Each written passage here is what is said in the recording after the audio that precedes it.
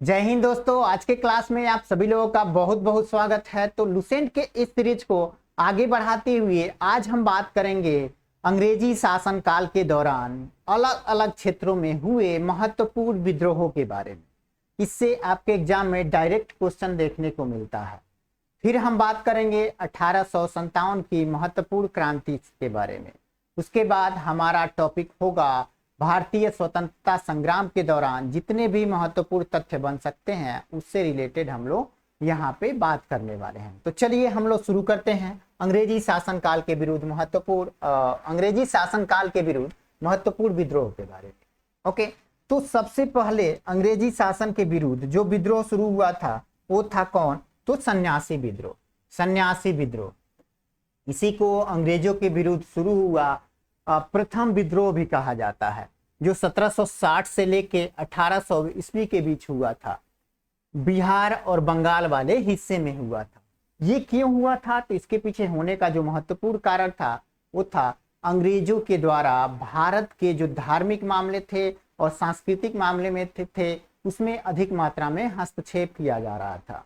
तो अंग्रेज बहुत अधिक मात्रा में भारत के धार्मिक और सांस्कृतिक मामला में हस्तक्षेप कर रहे थे, इसलिए ये विद्रोह हुआ था। और साथ ही साथ एक तरह कर भी एक कारण था। कर जो अंग्रेजों के द्वारा भारतीयों पे लगाए जा रहे थे कर, वो भी एक महत्वपूर्ण कारण था। उसके बाद बात करें फकीर विद्रोह। फकीर विद्रोह सन्यासी विद्रोह का ही एक हिस्सा था जो बंगाल वाले हिस्से में हुआ था। 1776-77 ईस्वी में ये हुआ था। उसके बाद भील विद्रोह आता है। भील विद्रोह ये भील जनजाति के द्वारा किया गया विद्रोह था, जो पश्चिम घाट, भारत का जो पश्चिम घाट है वहां पे ये विद्रोह हुआ था। पश्चिम घाट वही हिस्सा हो जाता है। आप भौगोलिक स्थिति के हिसाब से आप देखिएगा तो पूर्वी घाट भारत के पूर्व वाले हिस्से में और पश्चिमी घाट भारत के पश्चिम वाले हिस्से में आते हैं। तो मुंबई वाला क्षेत्र जो होता है, मुंबई के तटीय क्षेत्र में ये विद्रोह देखने को मिला था। और साथ ही कुछ मध्य प्रदेश के क्षेत्र में भी ये देखने को मिला था। ठीक, तो भील विद्रोह कहाँ हुआ था? पश्चिम घाट में 1825 से लेके 31 के बीच में हुआ था। उसके बाद अहोम विद्रोह। अहोम विद्रोह जो असम वाले क्षेत्र में हुआ था 1828 ईस्वी में। अहोम जनजाति के द्वारा असम में पाई जाने वाली एक जनजाति है, इसका नाम है अहोम जनजाति। ये अक्सर पूछता है अहोम जनजाति किस राज्य में पाई जाती है? तो असम में पाई जाती है। तो उन्हीं जनजातियों के द्वारा ये विद्रोह किया गया था 1828 ईस्वी में। फिर बात करते हैं बहावी आंदोलन की। बहावी आंदोलन बिहार के और यूपी के एग्जाम के लिए महत्वपूर्ण हो जाता है, क्योंकि यहाँ से ये क्वेश्चन बनता है कि बहावी आंदोलन कब हुआ था? तो 1831 ईस्वी में बहावी आंदोलन बिहार और उत्तर प्रदेश में हुआ था। उसके बाद बात करें कोल विद्रोह की। कोल विद्रोह, कोल नाम में ही कोयला छुपा हुआ है। कोयला, कोल विद्रोह किस क्षेत्र में हो सकता है? तो झारखंड वाले क्षेत्र में। झारखंड का जो छोटा नागपुर का पठार है वहीं पे ये विद्रोह हुआ था। कब हुआ था? तो 1831 ईस्वी 31-32 ईस्वी में हुआ था, छोटा नागपुर में जो झारखंड में है। उसके बाद खांसी विद्रोह। खांसी विद्रोह कहाँ पे हुआ था? तो असम में हुआ था। असम में, जिसका नेतृत्व कर रहे थे तीरथ सिंह। आपके लुसेंट बुक में नेतृत्वकर्ता भी दिया होगा। बहुत कम एग्जामों में नेतृत्वकर्ता पूछता है। जहां हमें लगेगा कि नेतृत्वकर्ता मतलब एग्जाम में पूछा हुआ है या पूछने की संभावना है, वो हम चर्चा यहाँ पे जरूर करेंगे। वरना लुसेंट में तो बहुत सारी चीजें हैं पढ़ने वाली जो एग्जाम में बहुत कम ही देखने को मिलता है। तो अगर आप डिटेल लुसेंट पढ़ते जाइएगा तो एक तरह से बहुत ज्यादा समय लग जाएगा। तो जहां से अक्सर लुसेंट से क्वेश्चन बनते हैं वही टॉपिक हम लोग कवर करेंगे, बाकी उतना महत्वपूर्ण नहीं है। ठीक है, तो खांसी विद्रोह कहाँ हुआ था? तो असम में। आज के डेट में आप देखिएगा खांसी, गारो खांसी जयंती पहाड़ियां मेघालय वाले क्षेत्र में देखने को मिलता है। उस समय मेघालय एक अलग राज्य नहीं हुआ करता था, क्योंकि मेघालय का निर्माण ही एक राज्य के रूप में 1872 में हुआ, 1972 में हुआ था। 1971 का एक अधिनियम भारत सरकार के द्वारा लाया जाता है और असम के कुछ हिस्सों को काट के और मेघालय का निर्माण किया जाता है। तो उस समय मेघालय असम का ही हिस्सा हुआ करता था। जो गारो खासी जयंतिया पहाड़ियां हैं या क्षेत्र हैं वो असम का ही हिस्सा हुआ करते थे। तो वहीं पे ये विद्रोह देखने को मिला था 1833 ईस्वी में। उसका नेतृत्वकर्ता जो था वो तीरथ सिंह था। तीरथ सिंह का नाम एग्जाम में पूछा हुआ है। इसलिए आपको यहाँ देखने को मिल रहा है। अब बात करते हैं तो नील विद्रोह की। नील विद्रोह किसके कब हुआ था? ये कहां से आ गया भैया? ओके, एक मिनट।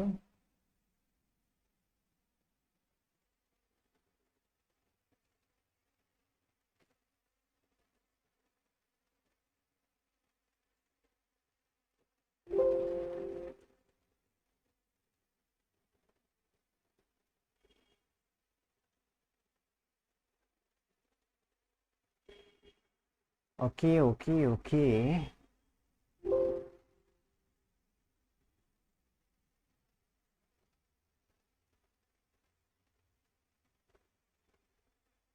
ठीक है, हट जाओ भाई। ठीक है, चलिए नील विद्रोह की बात करें तो नील विद्रोह कब हुआ था? 1854 से 62 के बीच में हुआ था और बंगाल और बिहार में हुआ था।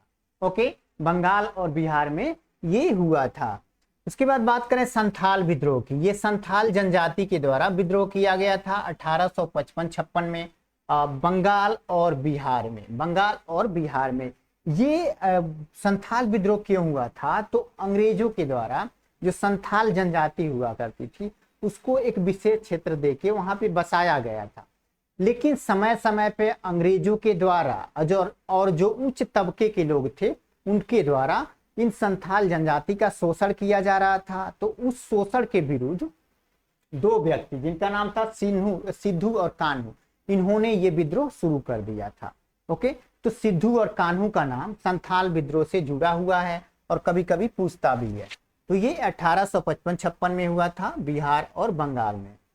इसके बाद मुंडा विद्रोह बहुत महत्वपूर्ण हो जाता है और कई बार एग्जाम में देखने को मिलता है, जो 1899 से लेकर 1900 ईस्वी में हुआ था, झारखंड में हुआ था और इसका जो नेतृत्व करता था वो था बिरसा मुंडा। मुंडा जनजाति के द्वारा बिरसा मुंडा को भगवान का उपाधि दिया जाता है। बिरसा मुंडा भगवान की उपाधि दी जाती है, इतना महत्वपूर्ण थे ये बिरसा मुंडा। जो झारखंड में जो खास करके मुंडा जनजाति है उनके ये भगवान के रूप में पूजे जाते हैं, बिरसा मुंडा। इन्हीं के द्वारा मुंडा विद्रोह किया गया था। उसके बाद पावना विद्रोह की ठीक है, पावना विद्रोह की बात करें तो 1873 से 76 के बीच में बंगाल में हुआ था। ओके, फिर महत्वपूर्ण हो जाता है मोपला विद्रोह।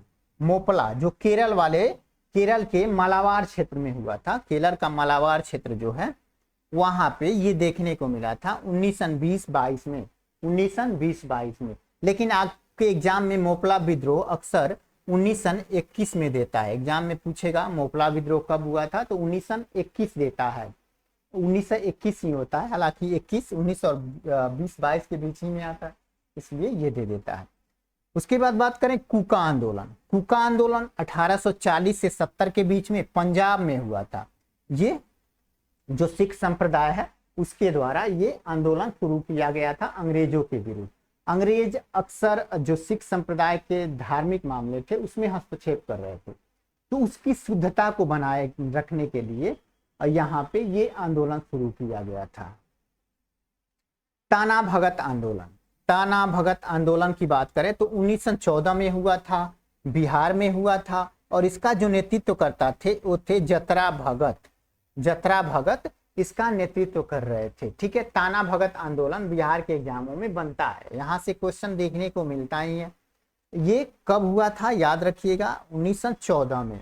उसके बाद बात करें रंपाओं का विद्रोह आंध्र प्रदेश में हुआ था और सीताराम राजू के नेतृत्व में ही हुआ था। आंध्र प्रदेश रंपाओं का विद्रोह दो हिस्सों में हुआ था। एक हुआ था 1879 और 80 के ईस्वी में, 1879-80 ईस्वी में हुआ था। उसमें जो ये सीताराम राजू थे उन्होंने नेतृत्व नहीं किया था, लेकिन दूसरा जो ये रंपाओं का विद्रोह हुआ था वो हुआ था 1921-22 में, तो उस समय इन्होंने उसका नेतृत्व किया हुआ था। तो ये नाम पूछा हुआ है सीताराम राजू का, इसलिए यहाँ पे आप लोग को देखने को मिलेगा। तो रंपाओं का विद्रोह किस क्षेत्र में हुआ था? आंध्र प्रदेश में हुआ था और इसका नेतृत्व जो कर रहे थे वो सीताराम राजू थे।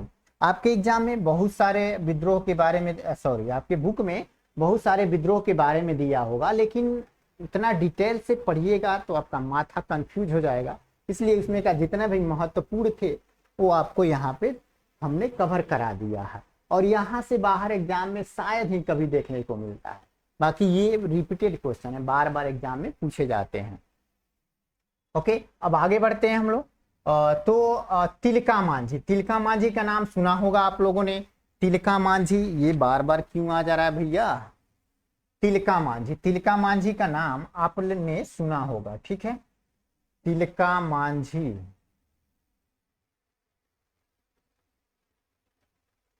तिलका मांझी, तिलका मांझी, ये नाम क्यों फेमस है? इनका एक और नाम हुआ करता था जबरा पहाड़िया। जबरा पहाड़िया तिलका मांझी को ही यहाँ करते थे। इन्होंने क्या किया था, तो 1785 में ही एक भागलपुर के कलेक्टर हुआ करते थे, जो भागलपुर के प्रथम कलेक्टर थे, जिनका नाम था अगस्टस क्लेवलैंड। क्लेवलैंड, इनको तिलका मांझी ने तीर धनुष से मार मार के घायल कर दिया था। उसके बाद कुछ समय के बाद इनकी मृत्यु हो जाती है, ठीक है। अगस्टस की मृत्यु हो जाती है। मृत्यु के बाद तिलका मांझी को पकड़ा जाता है और उसको चौराहे पे पेड़ पे लटका के फांसी दे दी जाती है। इसलिए ये नाम बहुत फेमस है। तिलका मांझी ने ही इस कलेक्टर, जो भागलपुर के प्रथम कलेक्टर हुआ करता था अगस्टस क्लेवलैंड, इसको तीर धनुष से मार के घायल कर दिया गया था। ओके, तो ये था अंग्रेजी शासन के विरुद्ध हुए महत्वपूर्ण संघर्ष। अब हम बात करेंगे 1857 ईस्वी की महान क्रांति के बारे में। 1857 ईस्वी की महान क्रांति के बारे में, जिसमें जितने भी महत्वपूर्ण तथ्य हैं और जहां से एग्जाम में क्वेश्चन बनता है उसी का चर्चा हम लोग यहाँ पे करने वाले हैं। क्या होता है, तो सबसे पहले बात करते हैं 1856। 1856 में पहले जो ब्राउन बेस पुरानी बंदूक थी, उसके स्थान पे एनफील्ड राइफल का प्रयोग का निर्णय लिया जाता है अंग्रेजों के द्वारा, ठीक है। अंग्रेजों के द्वारा ये निर्णय लिया जाता है कि जो ब्राउन बेस राइफल है उसको बदल दिया जाए और उसके जगह पे जो एनफील्ड राइफल है उसका प्रयोग किया जाए। और जो एनफील्ड राइफल था, तो उस राइफल में जो कारतूस थे, कारतूस लगाने के लिए उसको मुंह से खींचना पड़ता था, और ऐसा कहा गया था कि कारतूस में सुअर और गाय की चर्बी भी युक्त है, ठीक है। तो हालांकि जो